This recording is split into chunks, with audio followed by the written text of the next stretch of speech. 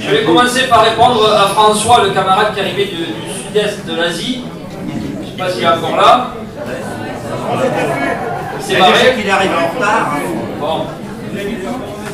Ben, je lui réponds en vous apportant, comme ça il aura la réponse car vous le verrez, le salut fraternel de la Fédération Générale des Fonctionnaires, qui regroupe donc tous les syndicats de la fonction publique de l'État et toutes les fédérations auxquelles ils sont rattachés. Et par la même occasion, également le salut fraternel, alors le sigle est un peu barbare, de l'Union interfédérale des agents de la fonction publique, qui regroupe la Fédération Générale des Fonctionnaires, la Fédération des services publics et de santé, c'est-à-dire les camarades de la territoriale et de l'hospitalière, et la Fédération FOCOM, et plus particulièrement, bien sûr, puisqu'on est dans l'Union, les copains qui sont encore fonctionnaires à la Poste ou chez Orange, ex-France Télécom. Voilà, comme ça il comprendra ce qu'on fait, à quoi on sert. Et nous sommes donc l'interlocuteur, évidemment, puisqu'on est sur des champs transversaux, interministériels, interfonctions publiques, de 3 représentants, le secrétaire d'État à la fonction publique Olivier Dussopt, le ministre de l'Action et des Comptes publics Darmanin, et le Premier ministre Édouard Philippe, dès qu'on se retrouve sur quelque chose de transversal. Voilà, bon, mais vous le répéterez s'il n'est pas là, c'est pas grave. On va commencer comme ça. Bien, alors, dans cette campagne électorale fonction publique qui se dessine, mais aussi campagne électorale pour nos camarades cheminots, pour nos camarades de la RATP, puis tout ce que vous connaissez aussi, on essaie de faire une campagne positive. Alors, vu le contexte, c'est pas toujours facile.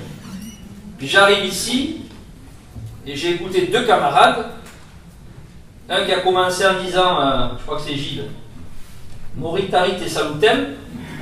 Putain, ça part bien pour être positif. Le second, je ne sais plus où il est, mais je ne sais pas. Qui a dit que quand on ne traverse pas la rue pour aller chercher du boulot, c'est qu'on traverse pour aller à la morgue. C'est un métallo aussi. C'est un métallo aussi. Ah, je me suis dit, qu'est-ce que je vais leur dire de positif, quoi. Bon, alors on va quand même essayer pour détendre un peu l'atmosphère, surtout après manger, un vendredi après-midi, veille des vacances scolaires. Il y en a qui travaillent le samedi. Ah oui, c'est vrai qu'il y en a qui travaillent le samedi, voire le dimanche.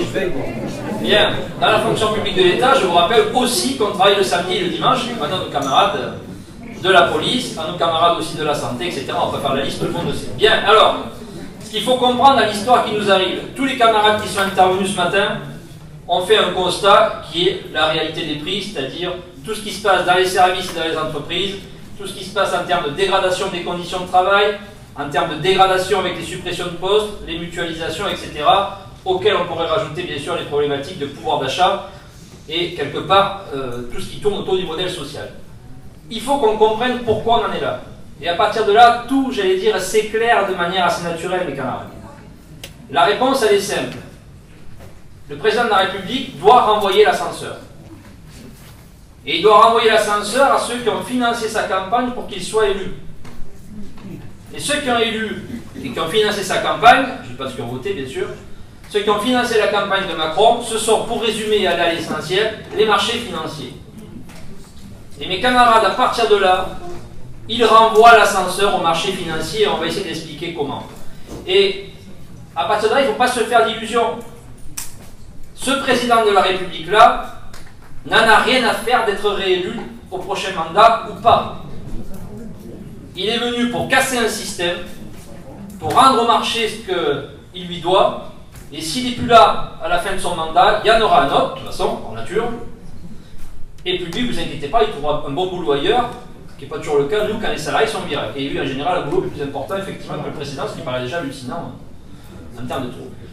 Alors ça commence comment, les camarades? Ça commence, donc quand on veut rendre au marché ce qu'on lui doit, ça veut dire qu'on ouvre au marché ce qui n'est pas encore lucratif. Et il a attaqué tout de suite. Il a attaqué avec quoi? Tout le monde l'a dit, puisque tout le monde en a parlé, avec l'assurance maladie. À partir du moment où on décide que c'est la CSG qui va remplacer les cotisations, et je ne refais pas toute l'histoire du salaire différé, mais quand on augmente la cotisation, la CSG de 1,7, même si c'est un impôt qui est encore aujourd'hui à 85% affecté à la sécurité sociale. Si on augmente la CSG de 1,7 et qu'en échange, pour faire croire qu'il y aura du pouvoir d'achat, je supprime l'assurance maladie, la cotisation assurance maladie des salariés, 0,75, et la contribution, la cotisation, je vais y arriver, assurance, retour à l'emploi, chômage, comme vous voulez, 2,4% des salariés. D'abord, ça permet de faire un affichage positif. Quand j'enlève 2,4 et 0,75 de mémoire, ça fait 3,15% de cotisation en moins. Et on dit aux salariés, ne vous inquiétez pas, 3,15% de cotisation en moins, seulement 1,7 augmentation, vous aurez du pouvoir d'achat. Et mes camarades, mathématiquement, c'est vrai. C'est indéniable. Même si je n'est pas matheux, il fait la différence entre 3,15 et 1,7. Bon, mais c'est vrai à l'instant T. Parce que je ne sais pas si vous vous rappelez ce que disait Marc Blondel en 1995 à l'époque du plan Juppé, qui parfois avait même heurté certains camarades de la fonction publique. Il disait si on étatise la Sécu, c'est pour mieux la privatiser demain. On est exactement dans la même démarche. Quand je fais rentrer le financement de la protection sociale collective dans l'impôt, et non plus par le biais de la cotisation dans le salaire différé, je le rentre dans le déficit public.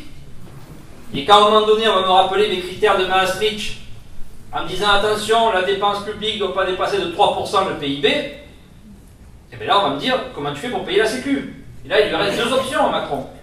La première serait de dire aïe, effectivement, j'ai plus assez de recettes, j'augmente la CSG, et il rentre des recettes pour payer la Sécu. Mais comme ils vont nous dire après que l'impôt n'est plus accepté par les Français, effectivement, à force d'avoir diminué les tranches pendant des années et supprimé le principe de la progressivité, il va dire l'impôt n'est pas acceptable, donc j'ai pas le choix, je ne peux pas augmenter l'impôt, je ne peux plus vous rembourser non plus, donc ben, je dérembourse, je dérégule. Et je reste à charge encore plus de remboursement sur la santé, sur l'hospitalisation, sur ce que vous voulez, vers l'usager. Et qu'est-ce que fait l'usager à ce moment-là? Ben, il y a deux options. Il y a celui qui a du fric et celui qui n'en a pas. Celui qui n'en a pas, ben, il ne se soignera pas ou il se soignera moins. Et celui qui en a, il va aller vers où? Eh bien, il va aller vers le marché, vers l'assurantiel. Il va falloir qu'il reprenne de la complémentaire. Alors, dans le privé, il a déjà ouvert ça, puisqu'il y a la complémentaire santé obligatoire dans le privé, que l'employeur doit payer, même si c'est un panier de soins souvent assez dérisoire. Dans le public, ça n'existe pas encore. Mais dans le privé, qu'est-ce qui se passe aujourd'hui? Les camarades, ils font quoi? Ils ont la Sécu, ils ont la complémentaire santé obligatoire de la boîte, et comme ça ne rembourse pas tout, celui qui a un peu de fric, et il prend le troisième étage, ce qu'on appelle la surcomplémentaire. Et Macron a réussi son coup. J'ai étatisé pour privatiser derrière et offrir au marché. Et on parlera des retraites, mes camarades, après, c'est exactement le même modèle. Et ce qui se passe après pour revenir sur les garanties collectives, c'est la même dynamique. J'ai écouté, je crois que c'était Louis, le camarade des cheminots. Qui peut imaginer un seul instant que le statut des cheminots empêchait l'ouverture à la concurrence? Qui peut imaginer aujourd'hui que le statut général des fonctionnaires, qu'on soit à l'État, à la territoriale ou à l'hospitalière, empêche les privatisations des missions de service public? Il ne les empêche pas. Certes, il les complique. Parce que le principe des garanties collectives qu'on retrouve dans le privé, dans les accords de branche, les accords interprofessionnels, et dans le public à travers ce qu'on appelle les statuts, c'est que ça amène une protection, pour qu'on en dise, du salarié. Parce que mes camarades, le statut général des fonctionnaires, puisqu'on parlait de ça tout à l'heure, on nous dit ça ne sert à rien, il y a trop de fonctionnaires dans ce pays. D'abord, je crois qu'il faut qu'on soit précis, mes camarades. Il n'y a pas 5,5 millions de fonctionnaires. On va avoir les élections professionnelles dans quelques temps, il y en a 3,8 millions. Donc c'est un petit peu moins, 5,5 millions, c'est ce qu'on appelle les agents publics. Sur les trois versants de la fonction publique, État, territorial, hospitalier. Il n'y en a que 3,8 millions de fonctionnaires. On a presque 1 million de contractuels. Ouais. Et pourquoi il y a presque 1 million de contractuels dans les trois versants de la fonction publique, mes camarades? Parce que d'abord, il y a la précarité de l'emploi, c'est plus facile de s'en débarrasser. Et lui, Macron, dans son optique, c'est beaucoup plus facile de privatiser des missions et les envoyer au système lucratif si derrière, il n'y a pas un fonctionnaire. Parce que le statut des fonctionnaires, qu'on appelle le statut général, qui concerne donc tous les agents, quel que soit leur employeur, il dit quoi? D'abord, il faut se rappeler d'où il vient, mes camarades. Il vient de 1946, même s'il a été réactualisé en 1983. Et s'il vient de 1946, ça veut dire qu'il fait partie, comme tout le reste, de ce qui sort du Conseil national de la résistance, c'est-à-dire le principe des garanties collectives. Et pourquoi il y a ce statut général des fonctionnaires? Tout le monde croit, et en particulier souvent quand on discute en famille avec des amis qui travaillent dans le privé, on nous dit bon, vous avez la garantie de l'emploi. Ce n'est pas ça, mes camarades. Alors certes, il ne faut pas minimiser les choses. Ne pas avoir le licenciement économique par rapport à une entreprise du privé, c'est pas anodin dans le monde dans lequel on vit.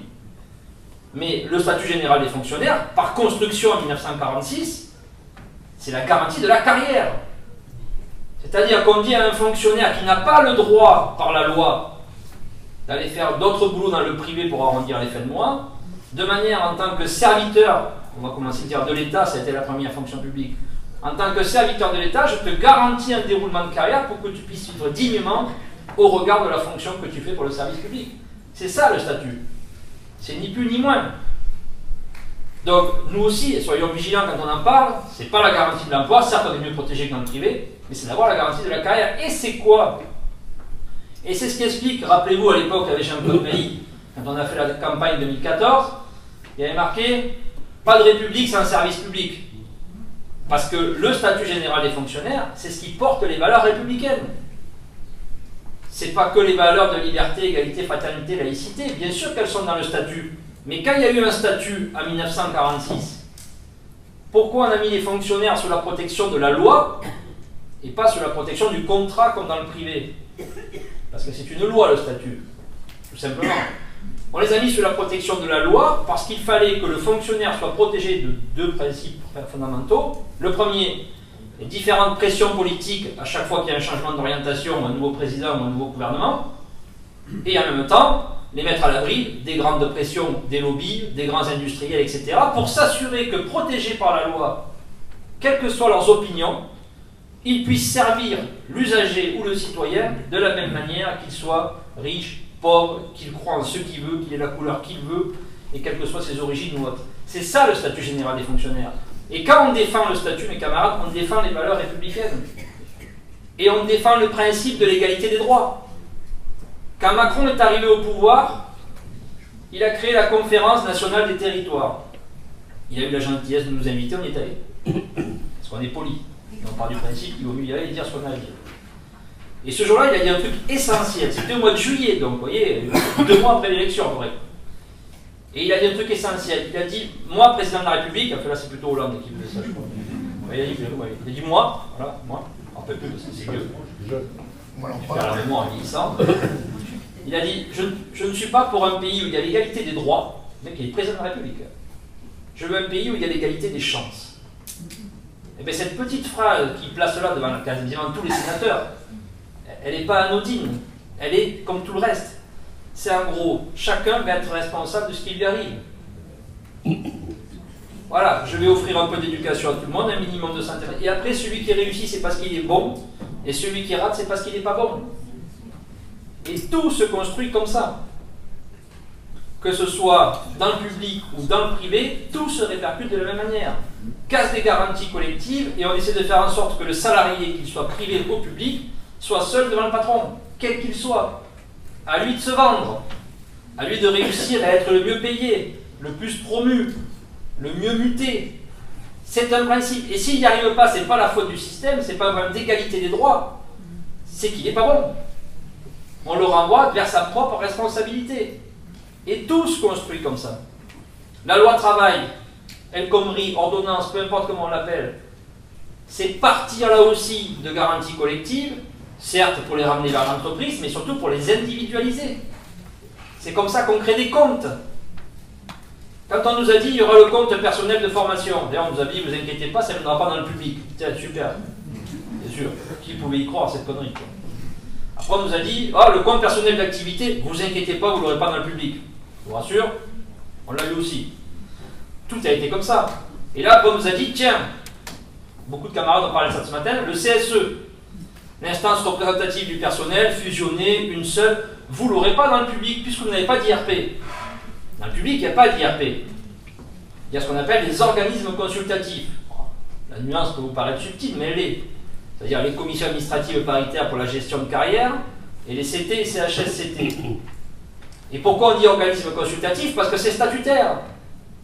C'est l'article 9 du statut général des fonctionnaires qui dit les fonctionnaires participent à la vie du service à travers leurs organisations syndicales et leurs représentants par le biais de ces différentes instances. Et qu'est-ce que nous propose le ministre? Un super chantier, vous avez apprécié le titre, refonder le contrat social avec les fonctionnaires. Quel contrat? Moi, j'ai pas de contrat. Je suis sous statut. Et dans le contrat, le premier thème qu'on nous dit, c'est Vous comprenez, aux amis du privé, ils ont le CSE, alors on nous rajoute qu'ils sont super contents. Bon, ça c'est normal. Hein. Un ministre qui ne ment pas, vous savez ce que c'est. Ben, c'est pas un ministre. Tout simplement.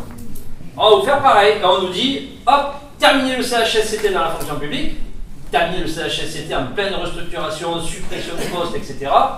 On le fusionne avec le CT. Alors vous allez me dire, il y a encore 2 instances, il reste la CAP. Et on nous dit la CAP, elle ne sert plus à rien. On ne va pas s'emmerder avec ça. Tous ces fonctionnaires qui veulent l'égalité de traitement, mais où on va quoi?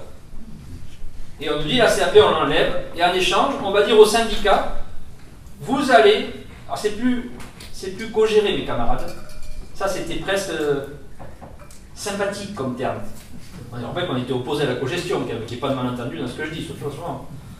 On co-gestionne plus, ça se dit pas, je crois. On co-construit. Il faut co-construire avec le gouvernement. Et on nous dit, vous allez co-construire dans chaque service, dans chaque hôpital, dans chaque collectivité, dans chaque service de la fonction publique d'État, vous allez co-construire des règles souples de gestion. Ça, c'est un truc de fou, quand même. D'abord, je ne sais pas ce que c'est, des règles souples. Je vois ce qu'à peu près souple, à peu près règles, mais souple, les deux en même temps, je ne sais pas ce que ça veut dire. Des règles souples de gestion qui permettront comme ça, en les ayant co-construites ensemble entre syndicats et employeurs, ben, de gérer les mutations, les promotions, etc. Et l'agent qui n'est pas content, ne vous inquiétez pas, on va garder la CAP, il pourra faire un recours. Génial. Je rappelle que la commission paritaire, c'est ce qui garantit l'égalité de traitement de l'ensemble des dossiers de promotion, de mutation, etc. Donc ça remet en cause le statut. Quand on nous dit, comme nos camarades cheminots, on aurait promis que ceux qui étaient à statut resteraient à statut et les autres non. On nous dit qu'il faut recourir à plus de contractuels, c'est le deuxième chantier. Plus de contractuels alors qu'il y en a déjà 1 million. Pourquoi plus de précarité? Alors le ministre, il a eu un mot magique. On comprend pourquoi quand même on n'est pas à la même place parfois. On n'a pas le même niveau de vocabulaire, je crois. Il nous a dit, moi je veux plus de contractuels. Je me dis, putain, parfois vous savez, il y va à plusieurs en délégation. Parce qu'on s'est dit, s'il y en a un qui n'a pas compris, au moins... Parfois, il y a là, c'est qu'on ne comprend rien. Quoi. Y compris mes camarades de la territoriale hospitalière, j'en profite, si vous voulez balancer, ils sont avec nous. Et là, il nous dit, je veux plus de contractuels. On s'est dit, alors là, je commençais déjà à sortir ma carte pour savoir si vous voulez prendre une adhésion. Puis il dit, mais je veux plus de fonctionnaires non plus. Je dis, oh, alors là... Et là, vous êtes assis, ça voit, puis sur la digestion, ça commence à aller mieux. Il dit, je veux des fonctionnaires sous contrat. Alors là, ça dépasse tout ce qu'on connaît. Des fonctionnaires sous contrat. Et vous savez ce qu'il prend comme exemple, et imbattable ceci dit, il dit, est-ce qu'il y a plus régalien qu'un militaire? Difficile de trouver plus mission régalienne que celui qui assure la défense du pays. Eh bien il dit, aujourd'hui les militaires de rang, il n'y en a pas un qui est un militaire de carrière. Ce ne sont que des militaires sous contrat. Ce ne sont pas des contrats de 6 mois évidemment, c'est des contrats, mais ce ne sont que des contrats. Aujourd'hui, dans le ministère de la Défense, 50% des sous-officiers sont des contractuels.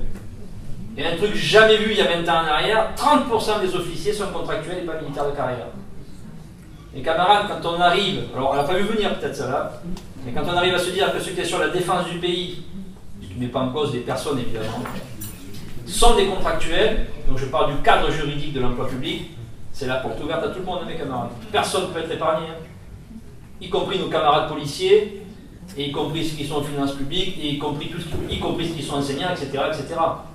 Donc c'est bien une volonté, une fois de plus, de précarité, d'individualiser et de dire il y a un contrat, et le contrat c'est toujours mieux. Et pourquoi c'est mieux le contrat? Ben c'est pareil. Je vais beaucoup mieux restituer au marché ce que je lui dois si la mission que je privatise n'est pas faite par des fonctionnaires. Un contractuel, on lui dit ta mission est privatisée, qu'est-ce qu'il fait? Ben, soit il suit la mission, il se tait, et il espère renouveler le contrat avec l'employeur du privé, et soit le contrat est rompu. Parce que la mission n'existe plus. Un fonctionnaire à statut, le fondement du statut, c'est la séparation du grade et de l'emploi. J'ai un diplôme, je passe un concours, je suis dans un corps de fonctionnaire ou de cadre d'emploi avec une catégorie A, B ou C. L'administration est propriétaire de mon emploi. Je suis propriétaire de mon grade. Elle supprime mon emploi, il n'y a pas de souci. Elle est obligée de m'en donner un autre qui correspond à mon grade. C'est ça le statut, séparation du grade et de l'emploi. Évidemment, si je pouvais ne plus avoir de fonctionnaire à statut, ce serait beaucoup plus pratique. D'ailleurs, nos camarades de l'hospitalière, ils connaissent bien ça. il y a quelques mois, il y a un agent qui a saisi le tribunal administratif jusqu'au Conseil d'État, soutenu par la CFDT. J'ai compris que vous avez des problèmes de couleur ici ce matin. Trop orange et jaune, il y a Canary. Joli Canary. C'est joli, c'est pas Canary. Et ils sont allés au Conseil d'État parce que la personne concernée, à juste titre, avait eu son emploi supprimé à l'hospitalière et se retrouvait sans emploi. Et lui, il disait, ben, la loi fait que si on me supprime mon emploi, il faut m'enfiler la garde, je suis fonctionnaire. Et là, le Conseil d'État a découvert que dans la loi spécifique aux hospitaliers, la loi de 86, qui précisait ça, le décret n'avait jamais été pris pour expliquer les modalités de redistribution de postes. Alors, les camarades hospitaliers appelaient ça le décret licenciement. On n'a jamais eu de texte qui dit, voilà, mon poste est supprimé, on doit m'en redonner combien, 2, 3, 10, est-ce qu'il y a un périmètre, est-ce qu'il y a un kilomètre, on n'en sait rien. Nous, on avait ça à l'État. Sarkozy avait décidé qu'un décret qui s'appelait la situation sur la réorientation professionnelle faisait qu'un fonctionnaire à qui on supprimait son travail, on lui devait lui proposer au moins 3 postes. Et si sur les 3 postes, il n'en prenait aucun, il était mis en dispo, donc pas payé. À l'époque, Jacques doit se rappeler de ça, Eric Woerth nous dit, un jour, il était ministre de la fonction publique, ce brave homme, et il nous dit, allez, vous avez vu, il n'y en a pas un qui a refusé plus de 3 postes. C'est pas pour un con, quand même. On va en trouver beaucoup qui disent, mais moi je veux pas être payé. Tes 3 postes, tu t'es mis où tu veux, mais moi je veux rien, je veux pas être payé, je veux être chez moi à la baraque. Et super, ça a marché. Bon. Sous le gouvernement de François Hollande, s'il a dû faire un truc de bien, c'était ça. Il a dit, j'abroge ce décret, j'abroge l'article législatif. Donc ce qui fait qu'aujourd'hui, c'est le grand paradoxe, qu'on soit à l'État, à la territoriale ou à l'hospitalière, il n'y a rien. C'est-à-dire qu'il n'y a plus aucun texte sur lequel s'appuyer pour dire, pour l'employeur y compris, quand le poste du fonctionnaire est supprimé, combien je dois lui en donner, mais non plus aussi, ça pose un problème y compris pour nous, syndicalement, sur quel périmètre, est-ce que je dois le muter près de chez lui, près à 10 km, à 20, à 300? Parce que quelque part, si on force le trait, je suis employeur, le poste est supprimé, je dis, ben, je t'en ai trouvé. Hein. Tu étais à Tours, j'ai une bonne nouvelle, tu vas à Dunkerque. Bon, ben, j'ai plus de succès quand je fais l'inverse. Hein. Quand je suis à Dunkerque, je dis tu vas à Tours, ça marche mieux déjà. Bon, ça coûte rien d'essayer. Donc il n'y a plus de texte là-dessus. Donc vous voyez, c'est quand même très compliqué parce que du coup, ça fait une inquiétude. Et vous avez dû entendre parler de ça à la télé. On a parlé du plan de départ volontaire, vous avez entendu parler de ça. C'est passé partout. Le fonctionnaire qui voudrait partir volontairement. Déjà, moi, je fais le tour de France pour les élections, je les compte. Hein. Je suis toujours à 0. Un fonctionnaire qui dirait j'arrête la fonction publique parce qu'avec le monde du travail, il n'y a pas de chômage, je vais faire un boulot plus sympa, ça ne court pas les rues. Alors, on nous dit il y a l'indemnité de départ volontaire, c'est une indemnité qu'on peut percevoir si on est à plus de 5 ans de la retraite. Plus de 5 ans. Et on peut donner que 2 ans de salaire. Et on nous dit ça n'a pas marché. Mais évidemment que ça n'a pas marché. Il faudrait être fou quoi. À 5 ans de la retraite, je peux avoir que 2 ans de salaire, donc j'ai 3 ans pas payés quoi. Ni payé, ni droit à la retraite, puisque de toute façon, j'ai pas l'âge d'ouverture des droits, et en plus, comme c'est une indemnité de départ volontaire, j'ai démissionné, donc je suis quand même con au bout de 2 ans, quoi. J'ai plus rien, donc ça n'a pas marché. Si c'est revoir ça, on discutera. Maintenant, si c'est nous dire que demain, quand la mission est privatisée, il faut que le fonctionnaire suive sa mission au prétexte de carrière harmonisée, publique, privée, que tout le monde a des comptes, que les retraites seront pareilles pour tout le monde demain, etc., on sera en complet désaccord. Donc il va y avoir une bagarre énorme, y compris parce que malheureusement la bagarre de nos camarades cheminots pour l'instant n'a pas abouti. Et l'administration s'appuie là-dessus pour essayer de faire la bagarre sur les fonctionnaires maintenant, sur leur statut à eux. Les discussions vont s'arrêter là, au mois d'octobre, pour que la campagne électorale se fasse. Mais en janvier, mes camarades, le résultat de la campagne sera regardé. Si on a progressé, on pèsera autant, voire plus. Et si on n'a pas progressé, les autres, il y en a déjà qui sont en train de discuter, comme disait Marc Blondel, la longueur de la chaîne et le poids du boulet. Hein. C'est déjà ça. Donc on aura un enjeu majeur sur ces élections, puisque derrière, si ça aboutit, il y a un projet de loi programmé pour le printemps 2019, débat parlementaire si ça existe, parce qu'on n'est jamais sûr de rien maintenant, avec les ordonnances, et ça pourrait aller très très très vite. Alors ils sont assez malins, parce que vous savez qu'ils nous ont donné un nom maintenant. Je ne sais pas si vous savez ça. D'abord, je ne sais pas si vous saviez qu'il y avait un secrétaire d'État à la fonction publique. Vous saviez qu'il y en avait un ou quoi? J'ai remarqué ça en province. À Paris, ça se sait un peu plus, mais en province, tout le monde connaît Darmanin, et personne ne sait qu'il y a un petit type à côté là, secrétaire d'État à la fonction publique, donc qui s'appelle Olivier Dussopt. Merci, il y en a un qui suit moi. Donc, je vous le dis, c'est quand même lui qui s'occupe de la fonction publique. C'est important à dire, je ne sais plus pourquoi je dis ça, j'ai digressé, je ne sais plus maintenant. Qui est venu à Dijon?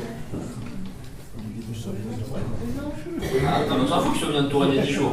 Je lui dis que j'ai oublié ce que je voulais dire, il nous raconte qu'Olivier Dussopt est venu en Touraine il y a 10 jours. Ça va m'aider, quoi. Ça n'a pas marqué, hein. Ça va m'aider vachement pour reconstruire mon truc. Ouais, je vais essayer de me retrouver, peu importe.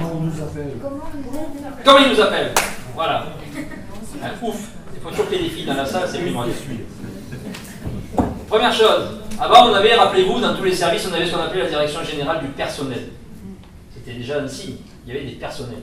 Après on est devenu la direction des ressources humaines. On a baissé un cran quand même. Hein.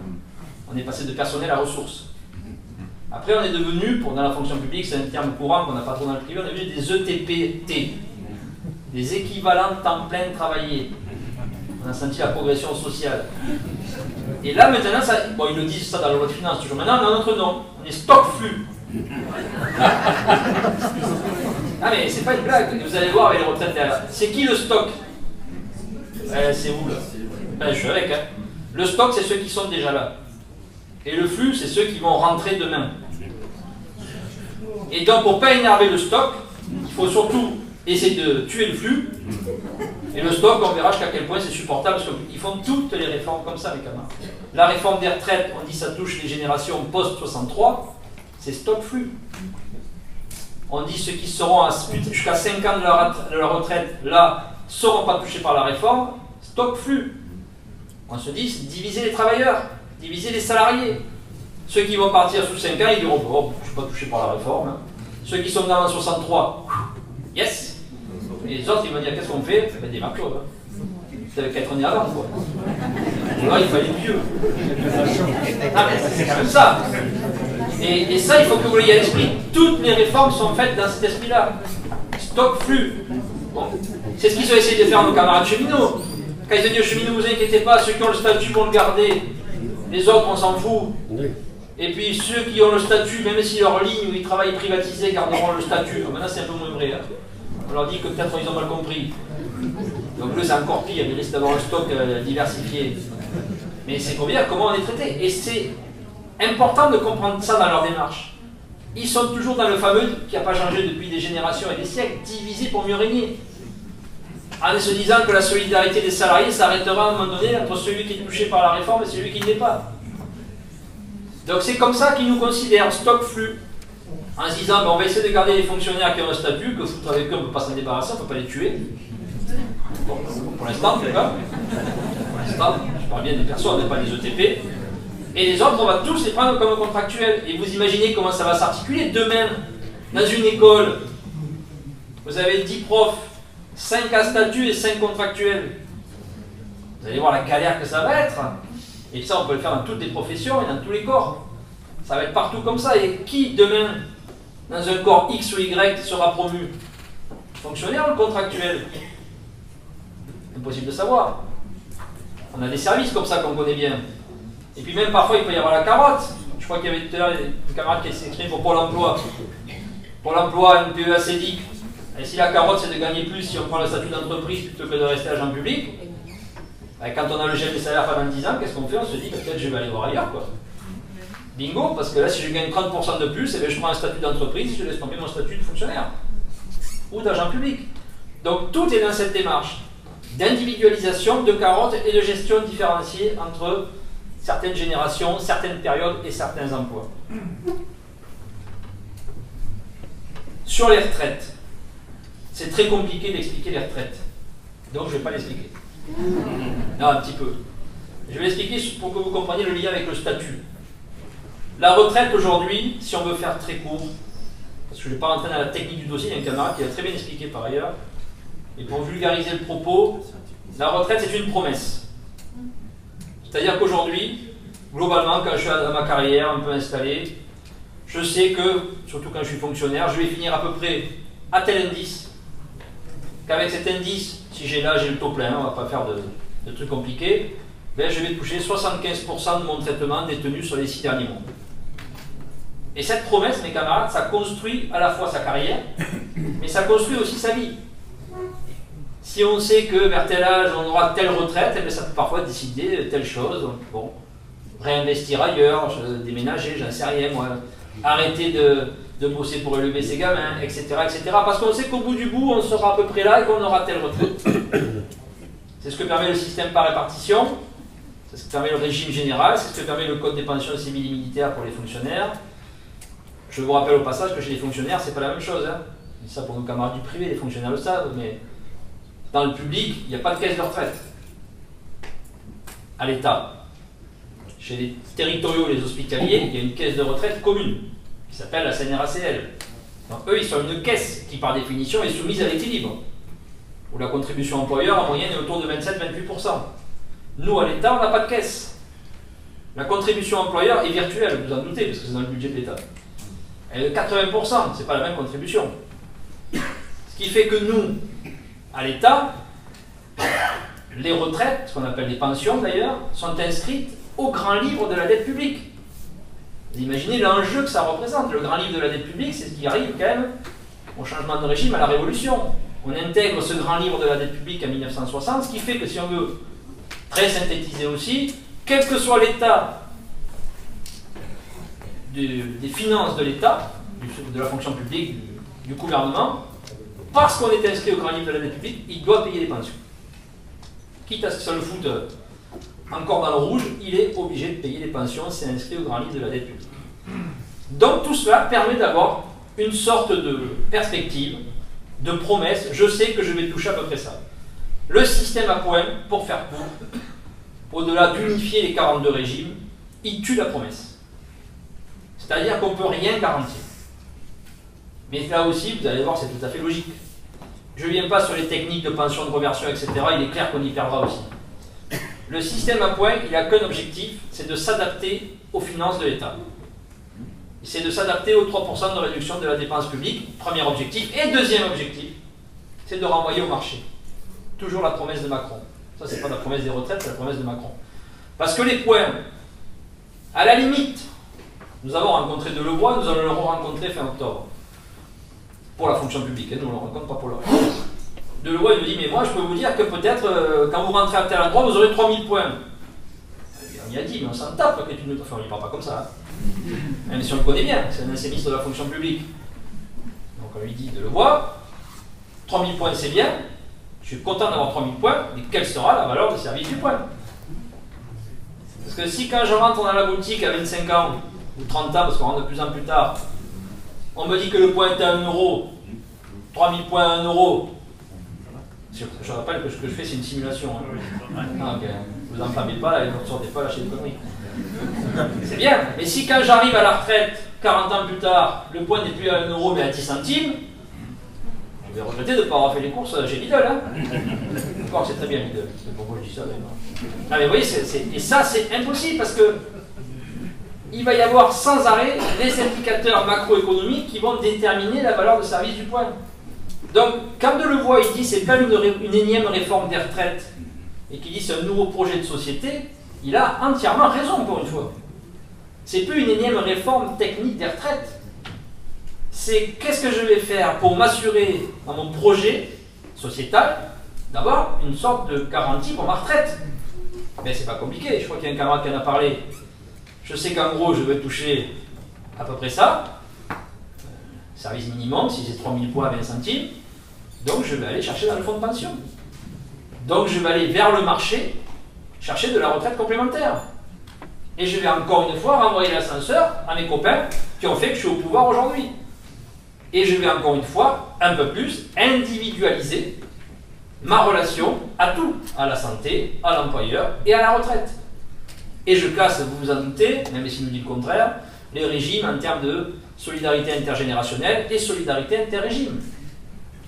On lui posera la question quand on le reverra, même si ce n'est pas notre tasse de thé, pour savoir qui paiera demain les retraites des femmes d'agriculteurs. Je rappelle que les fonctionnaires, dans la solidarité interrégime, payent pour partie, pas que ça, mais payent pour partie les retraites des femmes d'agriculteurs, heureusement. Ils n'ont pas assez de sous dans les caisses pour payer. Donc ça pose une question de fond. L'individualisation à outrance tue tous les principes de solidarité. Donc là aussi, il faudra qu'on soit extrêmement vigilant. La question est simple, la résolution de congrès est claire. Nous sommes opposés à un système par points, et faites-nous confiance, nous qui siégeons avec Grégoire à la CE confédérale, quelle que soit l'issue des mois à venir, on combattra tout système de retraite par points. Il n'y aura pas d'état d'âme. On n'ira pas se compromettre pour aller négocier la misère. Ça, c'est certain. Donc, dans ce cadre, nous avons les élections de la fonction publique. Alors, si je vais dire un mot, je crois que c'est Gilles, je vais dire un truc, c'est Gilles de la DGFIP, c'est ça? Gilles, qui a dit que ton directeur t'avait dit que le service public avait été jamais aussi proche de l'usager en fermant les services. Eh bien, je vais vous dire, on a mieux que ça. C'est l'avantage de voir le ministre en direct, même si j'ai compris qu'il était venu il y a 10 jours. On a vu un jeune, alors ça reste entre nous ce qu'on se dit là, ça ne change jamais dans cette machin-là, c'est un peu connu. On voit le conseiller du ministre qui s'appelle Alexandre Brugère, je prononce ce nom comme ça, vous l'avez.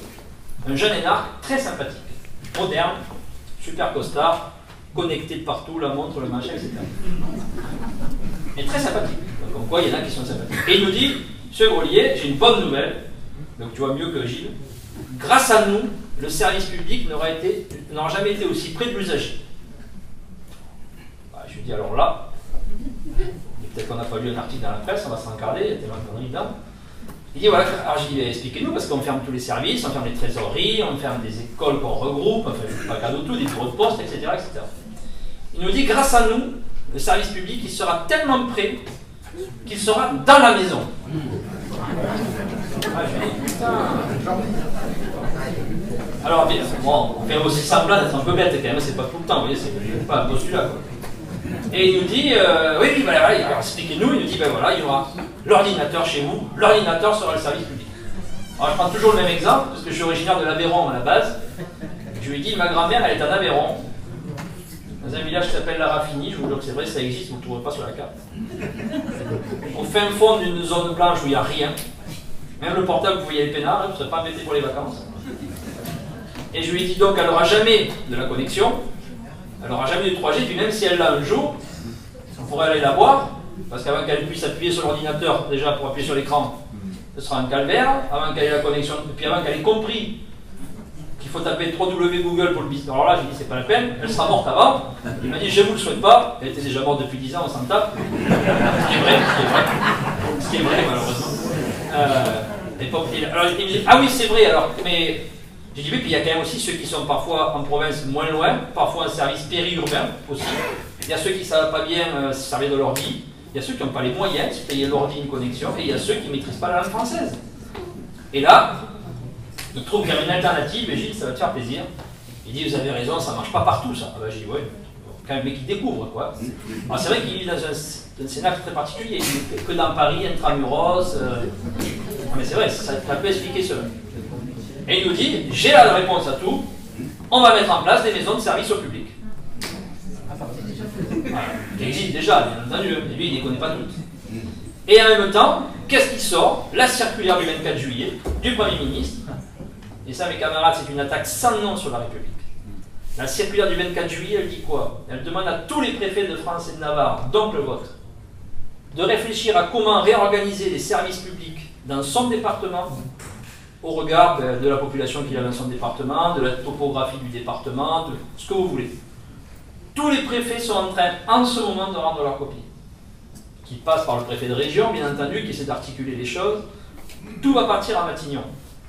Mais ça, mes camarades, c'est symptomatique de l'avenir du service public qu'ils veulent nous donner. C'est-à-dire, on n'aura pas le même service public d'un département à un autre. Et à partir du moment, mes camarades, où l'accessibilité au service public n'est plus la même d'un département à un autre, les droits des citoyens ne seront plus les mêmes. C'est automatique. Ce qui veut dire que si on ne défend pas l'égalité d'accès au service public, on perdra l'égalité des droits. Alors on attend d'avoir les retours, parce qu'on ne les a pas, on n'a que la Nouvelle-Aquitaine dont on a récupéré le projet. J'en parlais avec Pierre Courret, je me connais bien, la Dordogne est un département expérimental de folie. Le préfet a eu des idées de dingue. Bon. Donc on va essayer de tous les récupérer, de faire en sorte de combattre pour que il existe partout le même service, le même nom de la direction, qu'il existe toujours des préfectures et des sous-préfectures, et que les usagers sachent que quand ils sont là ou là, n'importe où dans le pays, ils aient accès au même service et qu'ils aient les mêmes droits. Donc, on aura intérêt, là aussi, à être extrêmement vigilant. Dans ce cadre, les élections. Alors, dans la fonction publique, nous sommes premiers à la fonction publique de l'État. Nous sommes troisième à la territoriale et à l'hospitalière. Donc, on va rester premier à l'État, c'est évident, et on va essayer de progresser dans les autres versants.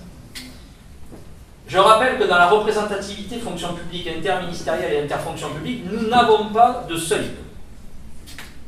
Il y a un seuil, bien sûr, dans les établissements, il y a un seuil dans les ministères pour être représentatif, comme dans le privé, mais quand on fusionne tout pour faire la représentation interministérielle d'État et interfonction publique, il n'y a pas de seuil. C'est quoi qui détermine si on est représentatif? C'est le bon vouloir du gouvernement. C'est le bon vouloir du gouvernement. C'est-à-dire que si le gouvernement décide de mettre tant de sièges au Conseil supérieur et tant de sièges au Conseil commun, s'il peut, il descend jusqu'en bas pour être sûr que tout le monde siège. Et pour vous détendre, je vais vous en raconter une bonne. La CFTC, je n'ai rien contre la CFTC. Chacun croit en ce qu'il veut. La CFTC n'est pas représentative au Conseil supérieur de la fonction publique de l'État. Dehors. La CFTC n'est pas représentative au Conseil supérieur de la fonction publique territoriale. Dehors. La CFTC n'est pas représentative au Conseil supérieur de la fonction publique hospitalière. Dehors. Et puis après, il y a un truc en haut qui s'appelle le Conseil commun de la fonction publique qui réunit tout. Et là, miracle diraient certains, ils ont un siège, ils sont représentatifs.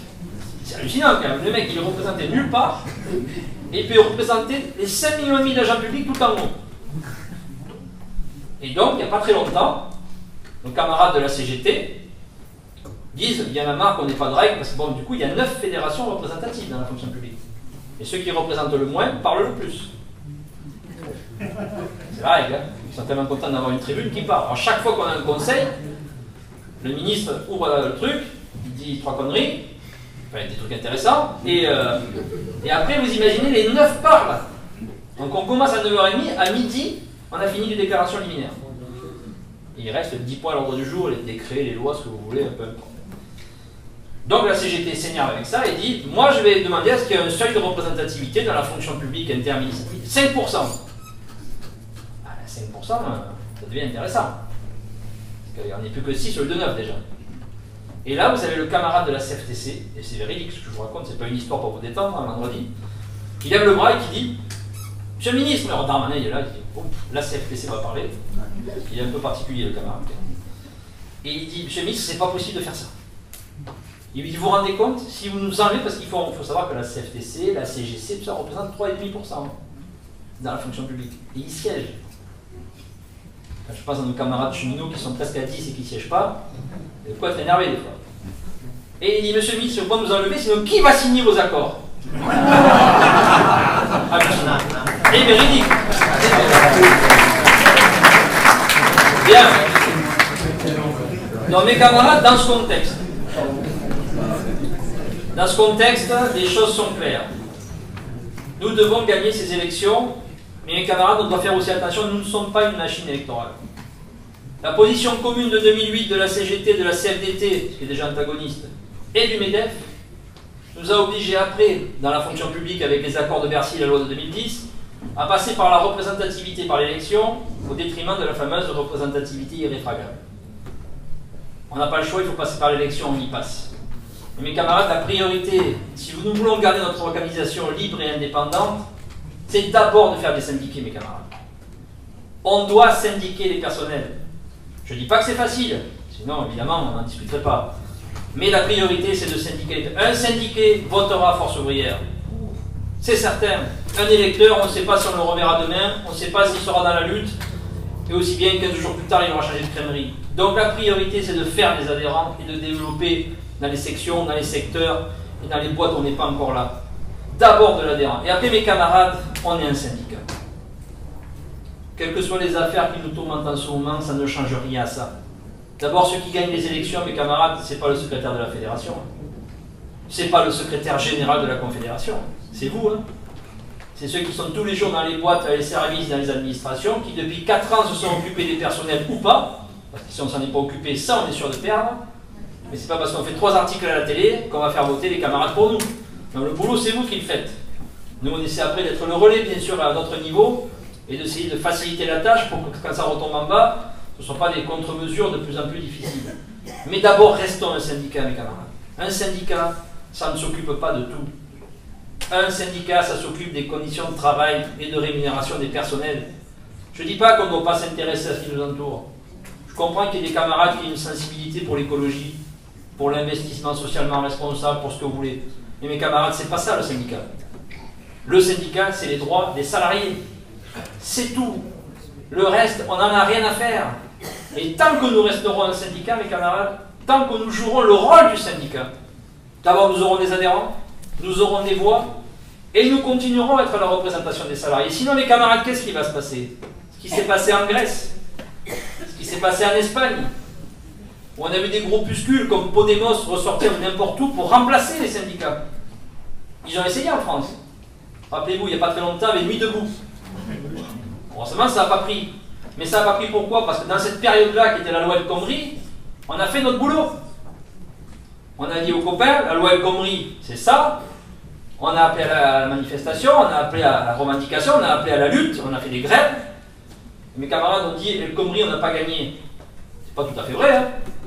On n'est peut-être pas capable parfois de positiver ce qu'on fait. Mais si vous prenez la loi El Khomri version 1, au départ, quand il la présente, et à la sortie, même si on peut dire on aurait dû faire 8 jours de grève ou 11 jours plutôt qu'un jour par-ci par-là, c'est une discussion de fond, effectivement. Mais malgré tout, c'est pas la même loi. D'ailleurs, c'est bien pour ça que Macron, dès qu'il arrive, se dit ce que j'ai pas pu faire la première fois, je le fais la deuxième fois avec les ordonnances. Alors, ça veut dire que la lutte, elle a payé. Sur la deuxième fois, on n'a peut-être pas assez bien lutté. C'est pas grave, on reviendra, on recommencera. C'est pas grave tout ça. Mais c'est pour dire que notre seul job, c'est ça. C'est être un syndicat et ne pas croire qu'on fait autre chose que du syndicat. Et à partir de là, on se développera, mes camarades. J'ai aucun doute là-dessus. Et je reste même persuadé que ce qui nous est arrivé ces derniers jours, certes, ça ne nous fait pas de la pub, certes, ça ne nous facilite pas les choses, mais celui qui a bossé pendant 4 ans dans son service, les camarades, on est certains que les adhérents, les sympathisants, on est certains qu'ils voteront pour celui-là. Il n'y a pas de souci, il ne faut pas qu'on s'inquiète plus que ça. La commission exécutive s'est réunie, elle a pris ses responsabilités, maintenant ça va se dérouler tranquillement. Ne nous affolons pas, ce n'est pas le sujet. Mais restons ce que nous sommes, un syndicat, et que personne ne remplace ce qu'on est là. Sinon, mes camarades, même démocratiquement, ça peut être dangereux. Parce que combien de fois ça doit vous arriver à vous aussi? Combien de fois d'être pendant les services, à un moment donné, vous avez un copain, une copine, un camarade qui dit j'aurais aimé faire grève, je ne peux pas financièrement, etc. Mais ne t'inquiète pas, dans 4 ans, dans les urnes, je vais voter pour quelqu'un d'autre. C'est un moyen d'expression. C'est un moyen d'expression citoyen. Mais faisons attention que ça ne fasse pas monter les extrêmes, mes camarades. Et nous, tant qu'on sera là à tenir notre rôle, à faire en sorte que le salarié, il soit représenté par le syndicat, on est sûr de progresser et de gagner. Et ce qui fait notre force, mes camarades, il y en a 2. La première, d'abord, c'est l'indépendance. Et ça, on doit le répéter à l'envi. On n'appelle pas à voter. On n'a pas appelé à voter pour Sarkozy, ni pour Hollande, ni pour Macron. Ou à faire semblant de dire qu'on n'appelle pas, comme a fait la Cégette, qui a dit oh, nous, on ne va pas voter pour le Front National. D'accord, tu votes pour le deuxième, quoi. Ouais, c'est prendre pour des abrutis, quand même. Hein. Notre force, c'est l'indépendance. Chacun pense ce qu'il veut dans sa vie privée, il rentre dans le syndicat, il s'occupe du syndicat. Et il s'occupera d'autant plus que du syndicat si on parle que de syndicat. Donc on doit continuer là-dessus sur l'indépendance. Et mes camarades, pour les fonctionnaires, puisqu'on en a beaucoup dans cette salle, n'ayons pas peur de le dire, même crions-le, nous n'avons pas signé l'accord sur les parcours professionnels, carrière et rémunération. Cet accord qui n'a rien coûté à l'État, parce qu'en échange de quelques maigres points d'indice qu'on s'est autofinancé, on nous a allongé les durées de carrière, on a supprimé les réductions d'ancienneté pour changer plus vite d'échelon, on a fait un transfert de prime point, qui souvent d'ailleurs pour quelques points a fait sauter la JPA pour ceux qui l'avaient, la garantie individuelle du pouvoir d'achat. Ceux qui ont signé ça, ils ont signé un deuxième truc dont on ne parle pas. Ils ont signé la fin de l'augmentation générale des salaires, mes camarades. La dernière page du protocole, c'est quoi? C'est qu'au lieu de dire on augmente les salaires par rapport à l'inflation, ce qui est la règle, alors parfois on augmente, parfois il y a du gel, ça c'est vrai, mais en tout cas la règle est là. Ceux qui ont signé ça ont placé l'augmentation des salaires sous le principe de la croissance et d'indicateurs macroéconomiques. À partir de là, on est tranquille. Hein. Si on nous dit que c'est les indicateurs macroéconomiques et la croissance, si on n'a qu'à nous dire que tous les ans l'État est déficitaire, on n'aura jamais d'augmentation de la valeur des points d'indice. Hein. donc des salaires. Donc n'ayons pas peur de dire aussi que ceux qui ont signé ça et qui voudraient nous faire croire que c'est pas grave, qu'on n'a qu'à faire des documents ensemble, eh bien, ils ont signé la fin de l'augmentation des salaires. Et quand on gèle les salaires dans la fonction publique, mes camarades, on gèle les pensions. Dans le privé, quand on part à la retraite, il y a ce qu'on appelle les salaires portés au compte. Il faut une indexation de la retraite. Nous, quand on part à la retraite avec une pension, si on a 10 ans de salaire avant, on part avec la retraite qui correspond à 10 ans avant. Il n'y a pas d'indexation. Donc geler les salaires, c'est geler les pensions. Donc tout ça, il faut qu'on l'ait à l'esprit et qu'on n'ait pas peur de le dire, mes camarades. Ceux qui font croire que quelques points d'indice, ça mérite de voter pour eux, ce n'est pas le cas. Et c'est là que notre rôle est important. Et je finis avec ça. La semaine dernière, la FSU nous dit, on a un rendez-vous salarial, c'était hier, non c'était mercredi, on fait un communiqué tous ensemble pour demander l'augmentation des salaires. Je dis, Bourrazo, il y a un problème quand même. Tu as signé un protocole. C'est toi qui as dit qu'on ne pouvait plus augmenter les salaires si la croissance n'était pas bonne. Et alors, c'est un peu schizophrénique ton truc. Et donc, d'entrée, on se positionne. La CGT dit, nous on est d'accord. La CGT, ils sont toujours d'accord pour faire le syndicalisme rassemblé. Nous on est d'accord. Et nous on écrit tout de suite, FO ne signera pas. Une heure après, par mail, tout ça, Solidaire écrit, parce qu'on dit solidaire à la fonction publique, on ne dit pas Sud, Solidaire écrit, on ne signera pas. La CGT commence à être embêtée. On a été 3 à ne pas signer le protocole, il n'y a plus qu'eux qui se retrouvent très embêtés à le signer avec tous qui ont signé. CFDT, UNSA, enfin, toute la clique, quoi. Résultat des courses, la CGT a écrit il y a 48 heures avant la réunion, en disant, on ne signera pas. Et du coup, qu'est-ce qu'a fait la FSU? Il n'y a pas assez de monde, donc personne ne signe. C'est pour vous dire, mes camarades, que sans prétention aucune, ce qu'on représente aujourd'hui dans la fonction publique, la position que nous avons, et ce malgré toutes les affaires qui ont pu traîner, qui auraient pu faire croire que, on est regardé et on est écouté. Donc on doit garder, j'allais dire, toute confiance dans ce qu'on fait. On revendique, évidemment avant, comme disait quelqu'un qu'on a beaucoup apprécié, on résiste, on revendique, on continue de reconquérir. Vive l'Union départementale FO 37, vive la Confédération Générale du Travail, Force ouvrière.